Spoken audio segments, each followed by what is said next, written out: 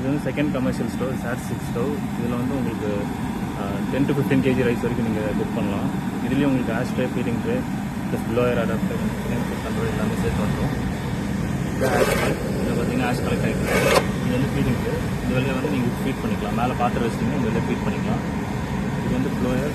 இது வந்து DC blower plus adapter வந்து இது ஃப்ளேம் ஃபீட் கண்ட்ரோலர். இது வந்து 12 volt அடாப்டர். ஃப்ளேம் வந்து நான் கண்ட்ரோல் பண்ணி காட்டுறேன். இன்டென்சிட்டி ஆஃப் ஃப்ளேம் வந்து அப்படியே கம்மியாகிடும். அது ஃப்ளேம் அதிகமாக வேணும்னா நீங்கள் ரைஸ் பண்ணிங்கன்னா திருப்பி பழைய ஸ்டேட்டுக்கே வந்து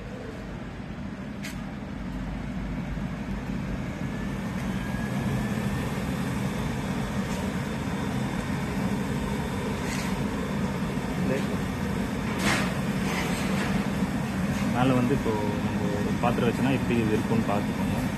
எப்படி ஹீட் வந்து ஃப்ளேம் வந்து எவ்வளோ ஸ்ப்ரெட் ஆகுதுன்னு பார்த்து மேலே வந்து நம்ம பாத்திரத்துக்கு போல ஷீட் வச்சு காட்டுறோம்.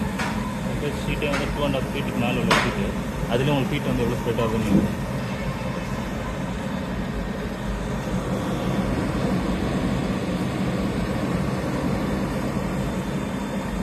கமர்ஷியல் ஷோ வந்து ஃபுல்லாக டிசி ப்ளோயரால் தான் ஒர்க் ஆகுது. அதனால் பவர் கன்சப்ஷன் வந்து ரொம்ப ரொம்ப கம்மியாக இருக்கும்.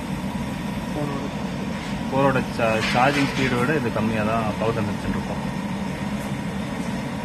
அப்போ இந்த வுட்டில் நீங்கள் பெரிய வுட் வந்து போடலாமான்னு கேட்பீங்க. இது ஆக்சுவலாக 1.5 feet மேலே இருக்குது.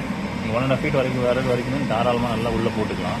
இது பாருங்கள் லென்த் எவ்வளோ பெருசாக இருக்குது பாருங்கள். எல்லாமே நீங்கள் உள்ளே போட்டுக்கலாம். உள்ளே போட்டிங்கன்னா ஃப்ளேம் வந்து உங்களுக்கு மேலே ரைஸ் ஆகும் உங்களுக்கு தெரியும்.